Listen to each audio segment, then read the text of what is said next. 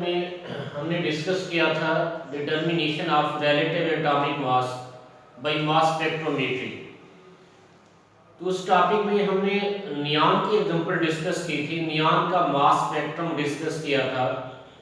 Mass spectrum give information about number of isotopes present in an element. It tells about the mass number of each isotope. It tells about the percentage abundance of each isotope.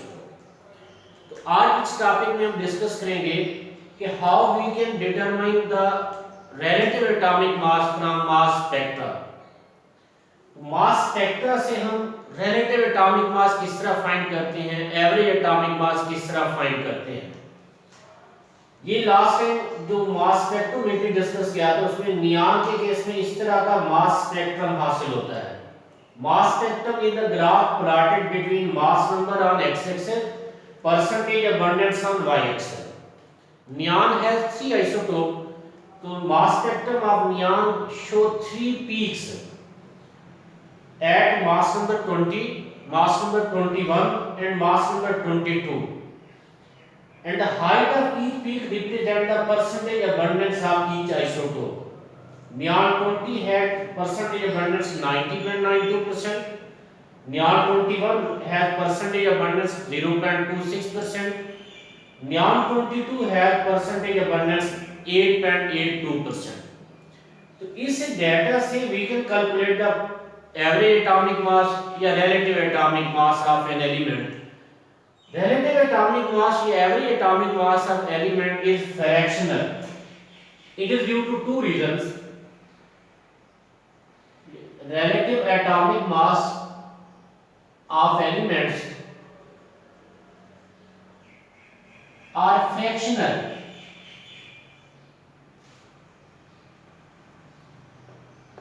It is due to two reasons.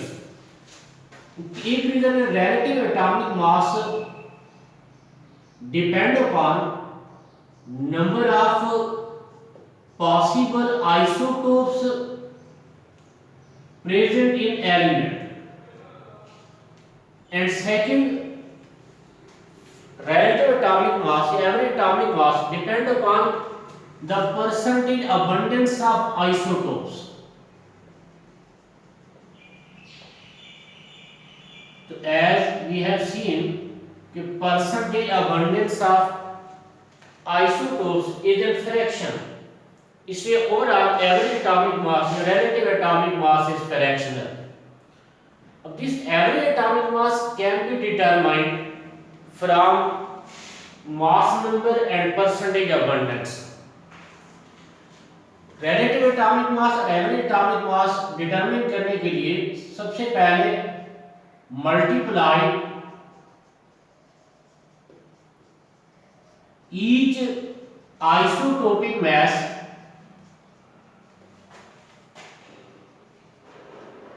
with its percentage abundance.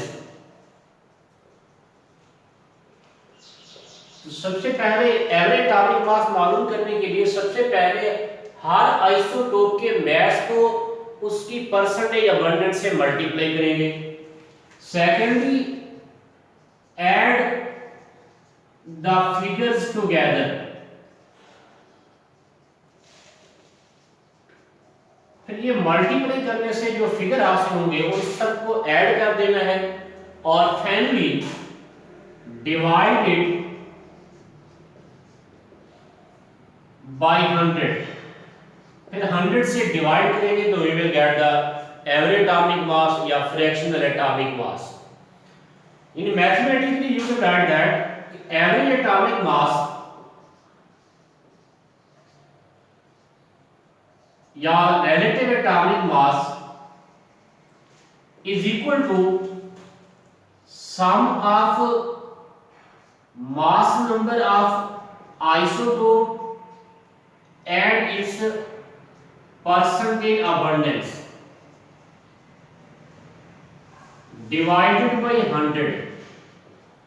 Her isotope के mass number को उसकी abundance से multiply करके add करेंगे और 100 पे divide करेंगे तो we will get average atomic mass या relative atomic mass of element. For example अगर हम इस नियान के डाटा को देखें, नियान के 3 आइसोटोप है, तीनों का मास नंबर गिवन है, तीनों आइसोटोप की परसेंटेज अबंडेंस गिवन है। तो इस मास स्पेक्ट्रम से हम नियान का एवरेज एटॉमिक मास मालूम कर सकते हैं। बस average atomic mass of neon, average atomic mass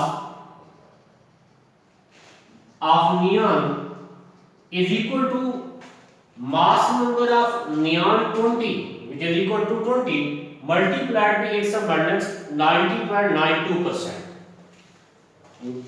20 multiplied by 90.92% plus mass number of other isotope 21 multiplied by its abundance 0.26%. 21 multiplied by 0.26 plus mass number of third isotope 22 multiplied by its abundance 8.82%. 22 multiplied by 8.82 divided by 100। तो सबसे पहले step में हर isotopic mass को उसके abundance से multiply किया, फिर इन figures को जमा करके 100 पे डिवाइड कर दिया। इसे सिंपलीफाई करें तो it is equal to 20.18 mg। It is the average atomic mass of neon. तो किसी भी मास स्पेक्ट्रा से आप एलिमेंट का average atomic mass, relative atomic mass find कर सकते हैं। और एवरेज एटॉमिक मास या relative atomic masses are fractional, इसे इनको फ्रैक्शनल एटॉमिक मास भी कह देते हैं। It is due to two reason.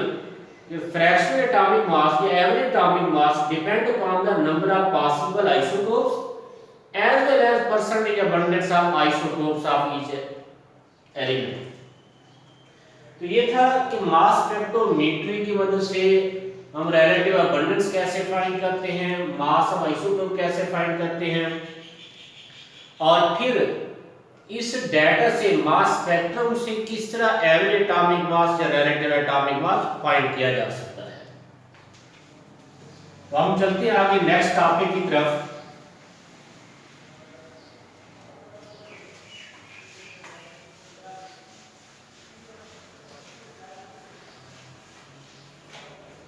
Next concept is chemical analysis of compound।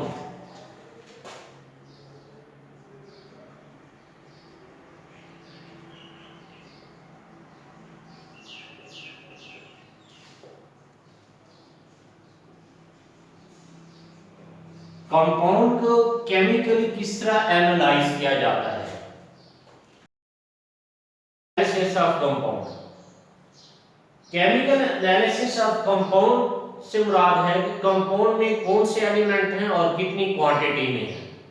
Chemical analysis of compound is the process of identification of element present in compound and determination of quantity of each element present in compound. किसी compound में पाए जाने वाले elements की identification और उनकी quantity determine करने का प्रोसेस केमिकल एनालिसिस कहलाता है। Chemical analysis is of two types. इसकी दो टाइप हैं। First type is qualitative analysis.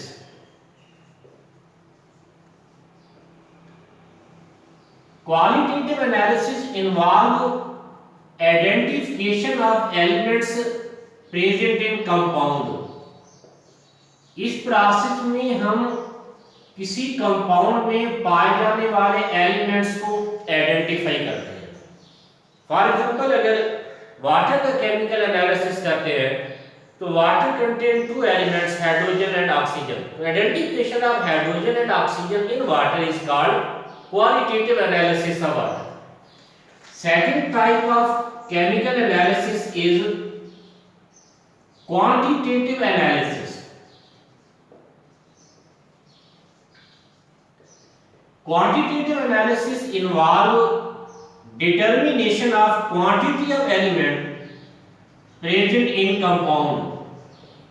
Determination of quantity of element present in compound is called quantitative analysis. A percentage quantity of element is determined in term of percentage, और percentage can be determined with respect to volume or mass. तो ये complete chemical analysis of compound consists of qualitative analysis as well as quantitative analysis. यानी complete chemical analysis में पहले हम elements को identify करते हैं, कौन से एलिमेंट कंपाउंड में पाए जाते हैं, और फिर उन एलिमेंट्स की क्वांटिटी फाइंड करते हैं. Quantity is determined in term of percentage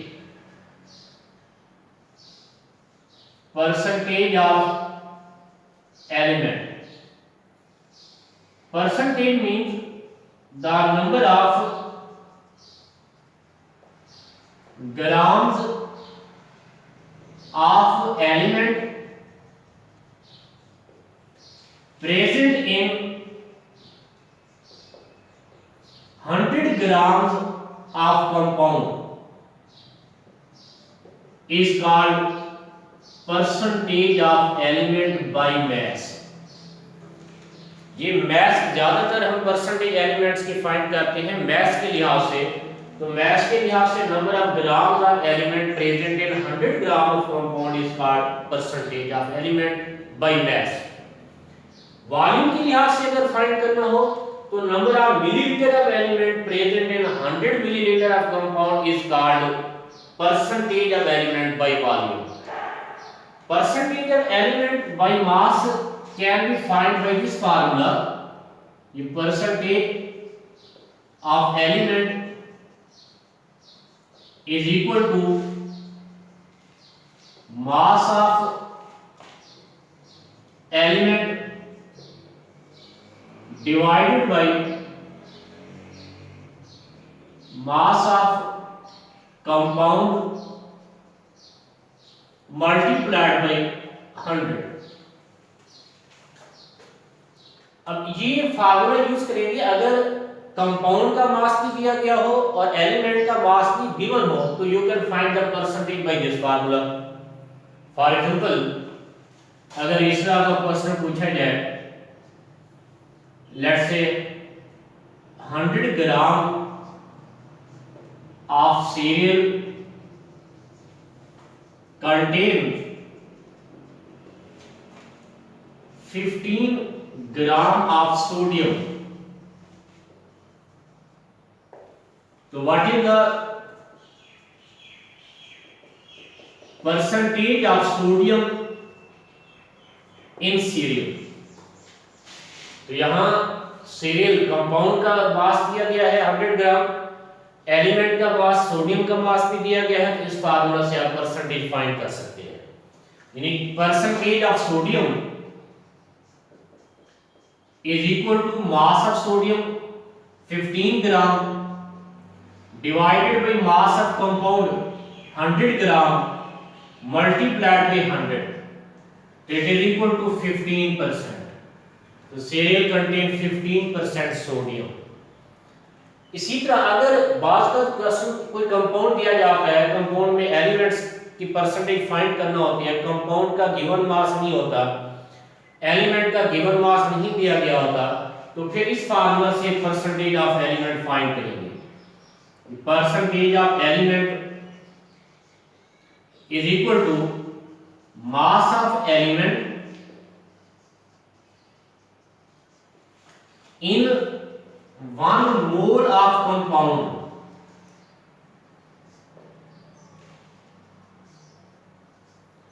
divided by formula mass of compound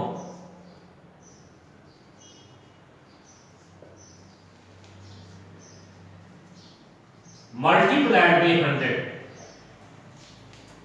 अगर कंपाउंड का मास नहीं दिया गया, एलिमेंट का मास गिवन नहीं है, तो फिर इस फार्मूला से आप परसेंटेज ऑफ एलिमेंट फाइंड करेंगे.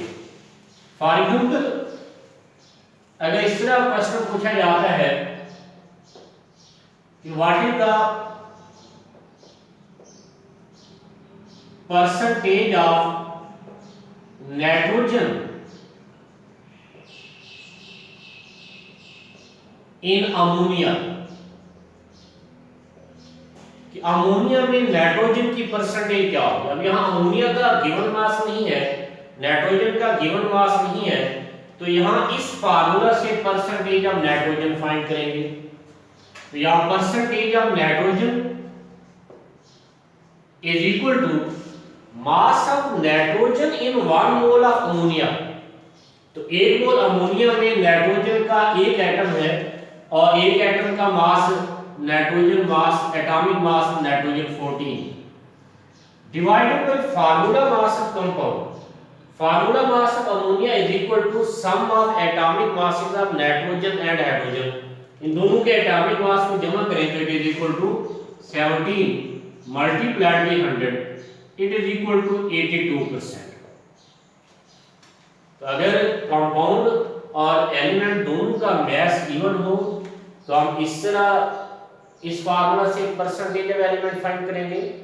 अगर कंपाउंड और एलिमेंट जस्ट दिए गए हैं, मास नहीं दिया गया, तो फिर इस फार्मूला से हम परसेंटेज ऑफ एलिमेंट फाइंड कर सकते हैं।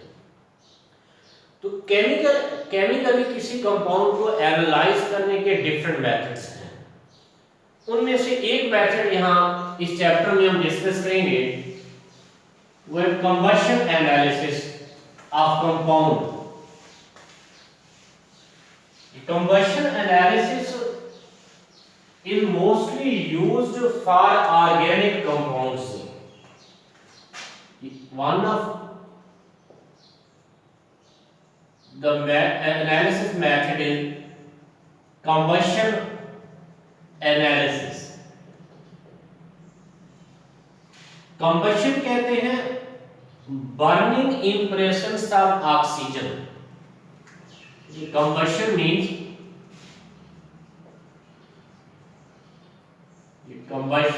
means to burn the compound in presence of oxygen. Oxygen की मौजूदगी में कंपाउंड का बर्न करना कंबशन कहलाता है। और chemical analysis means identification of element and determination of quantity of element. तो अगर किसी कंपाउंड को एनालाइज करने के लिए, किसी कंपाउंड के एलिमेंट्स को आइडेंटिफाई करने के लिए, उसकी क्वांटिटी मालूम करने के लिए कंपाउंड को ऑक्सीजन की मौजूदगी में बर्न करेंगे, तो it is this process is called combustion analysis. यानी combustion analysis is the process of chemical analysis of compound by burning in presence of oxygen is called combustion analysis. और ये method mostly organic compounds की analysis के लिए use करते हैं। Organic compounds are the compounds of carbon and hydrogen and their derivatives. Organic compounds are the compounds of carbon and hydrogen. और mostly organic compound में carbon और oxygen के अलावा ऑक्सीजन भी पाई जाती है। ऑक्सीजन के अलावा और मेथड भी और एलिमेंट्स भी पाए जा सकते हैं।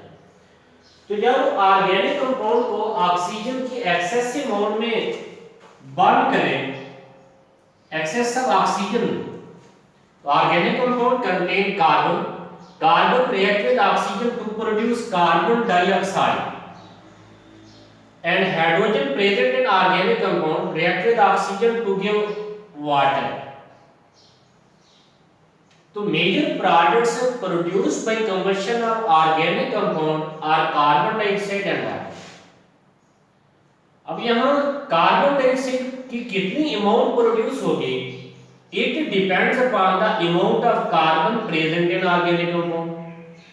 इसी तरह यहाँ वाटर वेपर्स की कितनी क्वांटिटी प्रोड्यूस होगी, it depends upon the amount of hydrogen present in organic compound.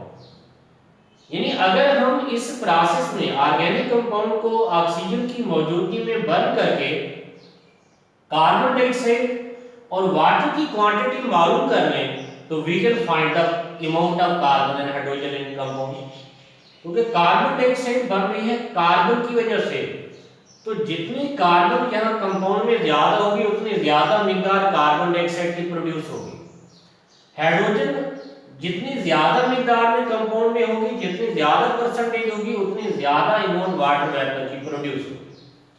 तो इस कंबशन एनालिसिस में हम सिर्फ यही करते हैं कि ऑर्गेनिक कंपाउंड को ऑक्सीजन की मौजूदगी में बर्न करके उससे प्रोड्यूस होने वाले कार्बन डाइऑक्साइड और वाटर वेपर्स की अमाउंट मालूम कर लेते हैं। इनकी अमाउंट से then we can find the percentage of carbon and hydrogen present in organic compound. The apparatus consists of a combustion tube which is fitted with furnace.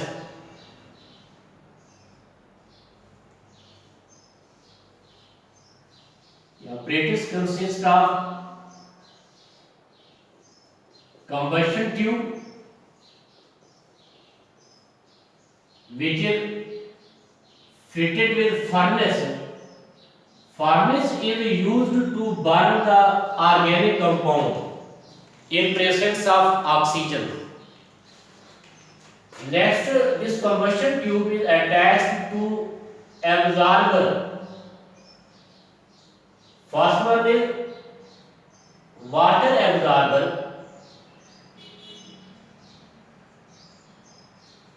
Water absorber contains the known amount of magnesium perchlorate.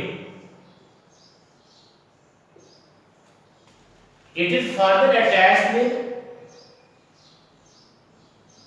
carbon dioxide absorber. Carbon dioxide absorber.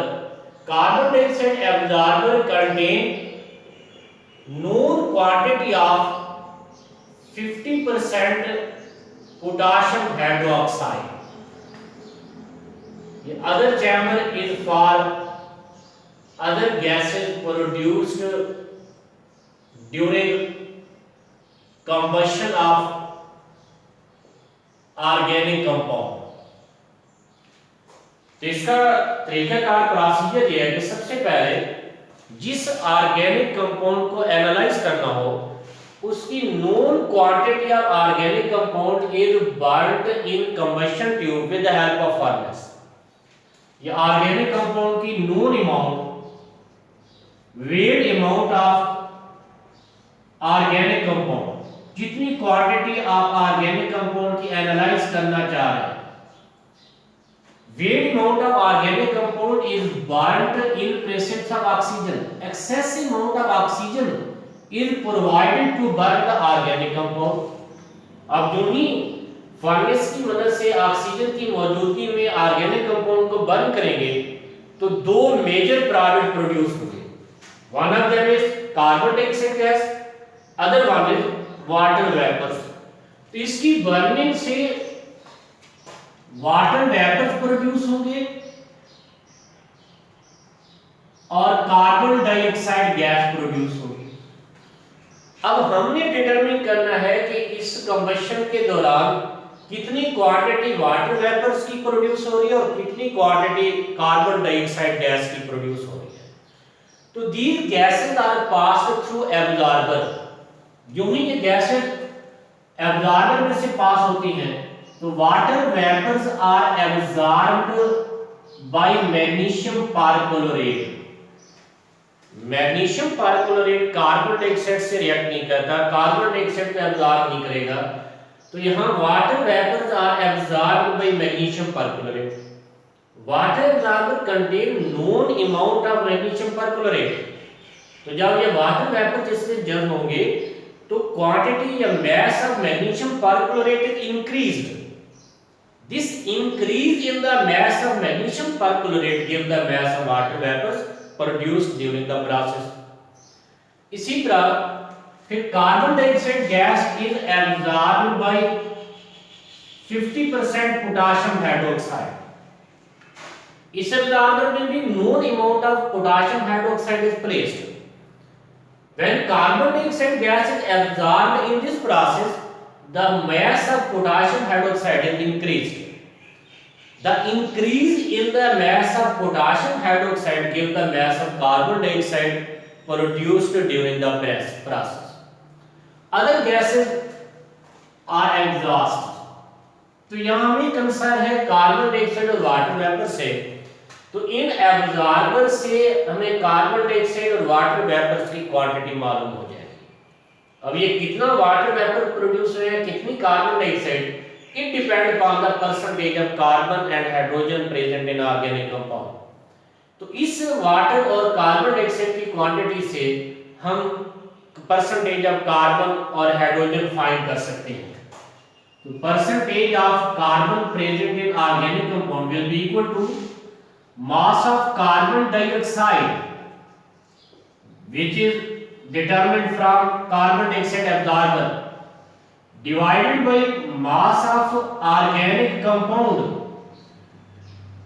which is initially burnt in the combustion tube.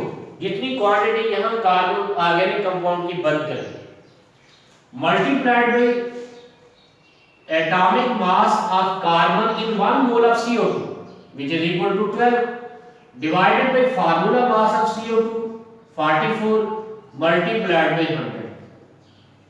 इससे carbon की percentage find हो जाएगी। इसी तरह percentage of hydrogen is equal to mass of water vapours. Water vapour का mass यहां water absorber से मालूम करेंगे, डिटरमिन करेंगे, divided by mass of organic compound, जितनी क्वांटिटी ऑर्गेनिक कंपाउंड की कंबशन ट्यूब में ऐड की थी, multiplied by atomic mass of hydrogen present in 1 mole of water. 1 mole of water contain 2 moles of hydrogen और 2 moles of hydrogen का mass 2 divided by formula mass या molar mass of water 18 multiplied by 100. इससे percentage of hydrogen मालूम हो जाएगा। अगर carbon और hydrogen की परसेंटेज का मजमुआ 100 के बराबर हो तो it means organic compound only contains carbon and hydrogen. अगर कार्बन और हाइड्रोजन की परसेंटेज का मजमुआ 100 से कम है तो it means some other elements are also present in organic compound और mostly organic compound contain oxygen. Oxygen की परसेंटेज डायरेक्ट हम मालूम नहीं कर सकते इस मेथड से, क्योंकि ऑक्सीजन हम खुद भी ऐड कर रहे हैं to burn the organic compound या वेस्ट गैसेस में excess amount of oxygen is also present. इससे यहाँ ऑक्सीजन सिर्फ इस कंपाउंड से कंपाउंड वाली ऑक्सीजन नहीं होगी, वो हम एक्स्ट्रा जो ऑक्सीजन ऐड कर रहे हैं वो भी इसमें शामिल है। इससे we can not find the percentage of oxygen by direct method. Percentage of oxygen is determined by method of difference. The percentage of oxygen is equal to 100 minus percentage of carbon plus percentage of hydrogen। इनकी carbon और hydrogen की percentage को जमा करके 100 में से minus करें तो जो भी आंसर आएगा that is the percentage of oxygen. तो इस तरह ऑर्गेनिक कंपाउंड को हम एनालाइज कर सकते हैं बाय कंबशन मेथड, यानी ऑर्गेनिक कंपाउंड में पाए जाने वाले एलिमेंट्स की क्वांटिटी कंबशन एनालिसिस से मालूम कर सकते हैं। तो जब हम किसी कंपाउंड का कंप्लीट एनालिसिस कर चुके हों, यानी एलिमेंट्स को आइडेंटिफाई कर चुके हों, एलिमेंट्स की क्वांटिटी परसेंटेज फाइंड कर चुके हों, then we are able to determine the formula of compound. फिर हम उसका फार्मूला डिटरमिन कर सकते हैं। तो इंशाअल्लाह नेक्स्ट लेक्चर में हम डिस्कस करेंगे कि किसी कंपाउंड में एलिमेंट्स की परसेंटेज दी गई हो तो हम किस तरह फार्मूला डिटरमिन करते हैं। Thank you.